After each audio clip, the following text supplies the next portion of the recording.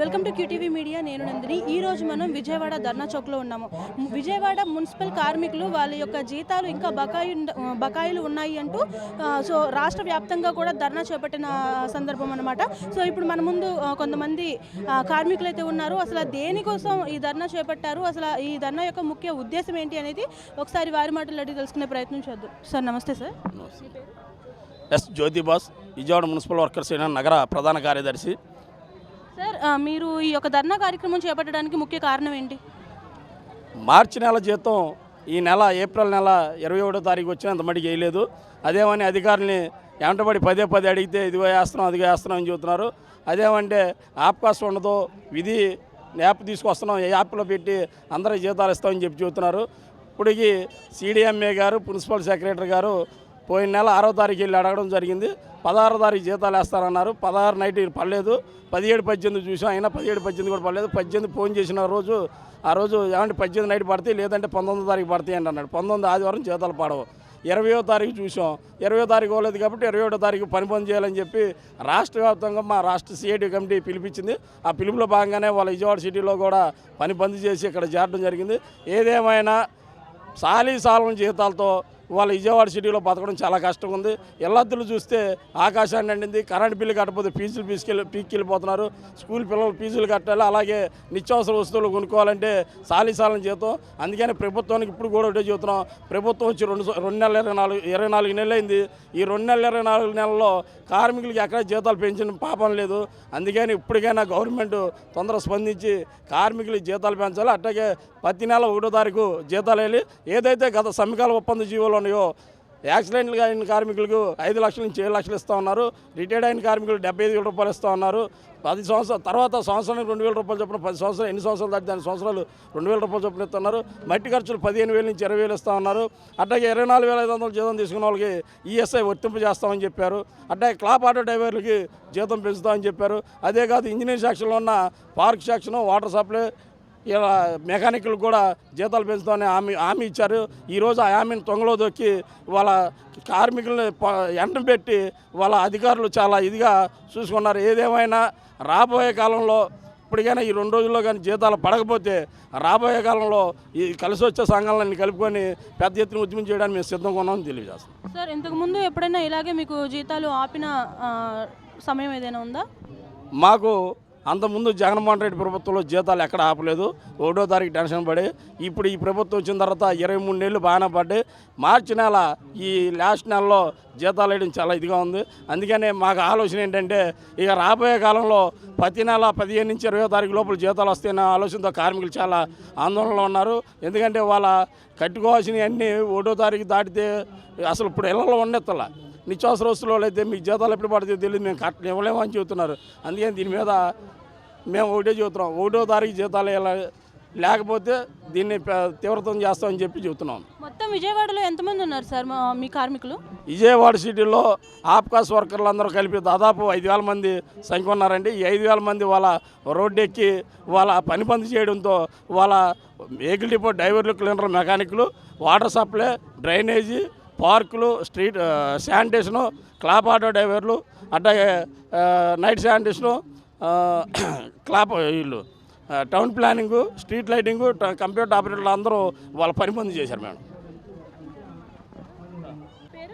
నా పేరు గండికోటి తిరుపతమ్మ. అయితే మేము 30 సంవత్సరాల నుంచి పనిచేస్తున్నాం. మేము వచ్చినప్పుడు మా వయసు 18 సంవత్సరాలు ఈ ఫీల్డ్లోకి. ఇప్పుడు అంతా కాళ్ళు చేతుల దగ్గరికి వచ్చినాయి, 50 వచ్చినాయి. మీకు మొదట్లో ఎంత ఇచ్చారమ్మా? మీరు జాయిన్ అయినప్పుడు జీతం ఎంత? ఇప్పుడు ఎంత? 30-40 కాడిని చేసాం. 30 రూపాయలు 40 రూపాయలు పోయింది. చంద్రబాబు నాయుడు గారు వచ్చి మీకు ఉద్యోగాలు ఇచ్చేసాము, మీకు ఇంకేముందని 50 రూపాయలు చేశాడు. బాగానే ఉంది. చేసినాక ఎంతమంది తెలంగాణలో అన్ని ఊర్లో పర్మిట్ చేస్తున్నారు. 1-2 సంవత్సరాలు చేయగానే సుప్రీంకోర్టు పర్మిట్ చేయమని తీర్పిస్తుంది. అది వీళ్ళకి తెలవట్లేదా? నాయకులు చంద్రబాబు నాయుడే కానీ జగన్ గారే కానీ పర్మిట్ చేస్తామని ఈరోజు కూడా మా చేత ఓట్లు వేయించుకొని మమ్మల్ని వాడుకొని ఒక్కళ్ళు కూడా పర్మిట్ చేయపంగా జీతం పెంచడం లేదు. కానీ ఉండా జీతం కూడా ఈరోజు కూడా ఎంతమంది భర్త లేని వాళ్ళు మున్సిపాలిటీ వర్కర్లు ఎదవరాలు చాలామంది ఉన్నారు.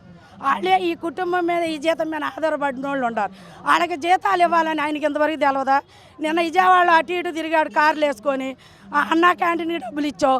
ముందు నువ్వు ప్రభుత్వంలో ఉన్న గవర్నమెంట్ పని చేపించుకున్న వాళ్ళకి జీతాలు ఇవ్వు, నువ్వు రోడ్డు గడిగించుకున్న వాళ్ళకి జీతాలు ఇవ్వు, ఊడిపించుకున్న వాళ్ళకి జీతాలు ఇవ్వు. తర్వాత నువ్వు అన్నా క్యాంటీన్కి ఇచ్చుకోవాలి.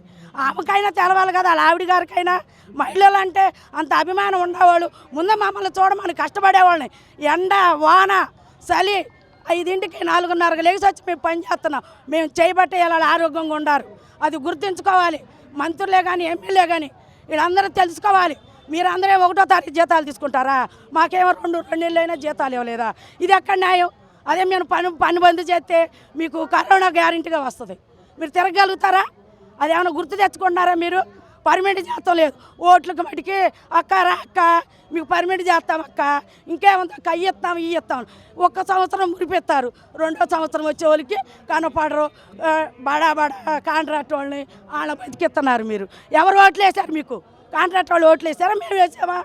నువ్వేదో మళ్ళీ వస్తావు చేస్తావు, 75 ఏళ్ళు వచ్చినా కూడా చంద్రబాబు న్యాయం చేస్తారు అని మేము ఆశపడి ఓట్లు వేసావు. నువ్వు వెళ్ళబోయే లోపులైనా చెప్పుకోవాలంటే జనము అందరిని పర్మిట్ చేయి, మాకేమొద్దు. ఇక ఒక్క పర్మిట్ చేయి, 50 రాని 40 రాని పర్మిట్ చేసేది. నువ్వు చేసి వెళ్తేనే నువ్వు చేసి వెళ్ళామని చెప్పుకోగలుగుతావు.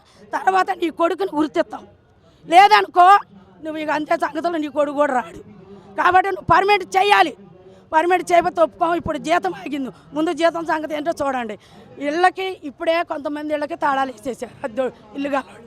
ఏడమ్మా 1వ తారీఖు జీతం వచ్చి రాలేదంటావు ఏంటని తాళాలు వేశారు. వీళ్ళు ఎక్కడికి వెళ్ళాలి? దీనికి కారణం మీరే. ఈ కారణం మీరే, తెలుగుదేశం వాళ్ళు, ఎంపీలు ఎమ్మెల్యేలు ముఖ్యమంత్రులే కారణం. ముందు 2వసారి రేపు కార్పొరేట్లు ఎలక్షన్లు వస్తున్నాయి. ఎలక్షన్ల ముందు కూడా మీరు ఇలా చేస్తే రేపు ఎలా గెలుస్తారు మీరు? అప్పుడు వస్తారా అక్కాయిలు చెల్లెళ్ళు? అప్పుడు గుర్తుకొస్తారా మీకు? ఇప్పుడు గుర్తు రావట్లేదా? మేము ఓట్లుగా మీరు కనుక ఇవాళ రేపు జీతాలు అయిపోతే ఇంకా ఆందోళన చేస్తాం. అన్ని రాష్ట్రాలు మహిళలను నిలబెడతాం, ఇంకా ఆందోళన చేస్తాం. ఈసారి ఎలక్షన్లో నువ్వు రావు, నీ కొడుకు రావు. నువ్వైతే 70 ఏళ్ళు వచ్చిన ఎలక్షన్లో నిలబడ్డావు, మేము 60కే ఇంటికి వెళ్ళాలా? ఇది ఎక్కడ న్యాయం? నీకో న్యాయం మాకో న్యాయం అయ్యా. గుర్తుపెట్టుకో, నువ్వు మున్సిపాలిటీ వర్కర్లతో పెట్టుకోవద్దు. మీరు పెట్టుకున్నారంటే గ్యారెంటీగా కరోనా వచ్చి పడిపోవటమే. అది ఈసారి గ్యారెంటీగా జరిగిద్ది. ఎవరైనా సరే ఏకులే కానీ వాటరే కానీ డ్రైనేజే కానీ మీ ఇంట్లో డ్రైనేజ్ కూడా పొంగేటట్టు చేస్తాము. మీరు ఈసారి ముందు మటుకు జీతం వేసి మాట్లాడండి. ఈ అవకాశం ఇచ్చిన వాళ్ళకి ధన్యవాదాలు. అంటే నా పేరు నాగరాజు, నేను వెహికల్ డిపో ప్రధాన కార్యదర్శి. ఈరోజు మున్సిపల్ కార్మికులు మార్చి నెల జీతం 20వ తారీఖు వచ్చినా సరే ఇంతవరకు వేయకపోవడం అనేది మేము చాలా ఇబ్బందులు పడుతున్నామండి. ఇప్పుడు ఇంటెద్దోడు 1వ తారీఖు వస్తాడు, పాల బిల్లోడు 1వ తారీఖు వస్తాడు, కరెంటు బిల్లోడు 1వ తారీఖు వస్తాడు, ఫీజులు కట్టాలి. ఇట్లా అనేకమైన సమస్యలతో సతమతం అయిపోతూ ఉన్నాం. జీతం చూస్తే 20వ తారీఖు అయినా సరే వేయట్లేదు. కాబట్టి ఈ సాయంత్రం కల్లా ఈ గవర్నమెంట్ ఈ జీతం వేసి ఈ సమస్యను ఇంతటితో పరిష్కారం చేయాలని నేను గట్టిగా చెప్తా ఉన్నా. సో చూసారు కదా, 1వ తారీఖు వచ్చింది అంటే ఇంటద్దు నుంచి స్కూల్ ఫీజుల వరకు ప్రతి ఒక్కటి కూడా 1వ తారీఖు వచ్చింది అంటే మొత్తం అన్ని చెల్లించుకునే పరిస్థితులు ఈరోజు. సో 1వ తారీఖు దాటి 30 వరకు వచ్చారు, ఇప్పటి వరకు కూడా ఇంకా మా జీతం అనేది మాకు చెల్లించలేదు అంటూ కూడా మున్సిపాలిటీ కార్మికులు అయితే వాపోతున్నారు. కేవలం ఈ ఒక్క మంత్ ఆపినందుకు కూడా కాదు, ఇక ప్రతి నెల కూడా 20-25 తారీఖు వచ్చే వరకు ఇలాగే జీతాలని పెండింగ్ పెడతారేమో అన్న భయంతో ఈరోజు ఇలాగా రాష్ట్ర వ్యాప్తంగా కార్మికులంతా కూడా ఇలా ధర్నా చేయాల్సిన పరిస్థితి వచ్చింది అంటూ కూడా వారి యొక్క భయాన్ని, కేవలం భయం కారణంగానే ఈరోజు ఇలా ధర్నా చేయవలసి వచ్చింది అంటూ కూడా వారైతే వాపోతున్నారు. సో ఏది ఏమైనప్పటికీ ప్రభుత్వం వెంటనే స్పందించి వీరికి రావాల్సిన బకాయిలు ఏవైతే ఉన్నాయో వాటిని తక్షణమే వారికి అందజేయాలి అంటూ కూడా మా QTV తరపున మేము కోరుకుంటున్నాం. ఈ వీడియోపై మీ అభిప్రాయాన్ని కామెంట్ రూపంలో తెలియజేయండి. మా ఛానల్ని ఫాలో అయిపోండి. వీడియో జర్నలిస్ట్ దినేష్తో నందిని, విజయవాడ నుంచి.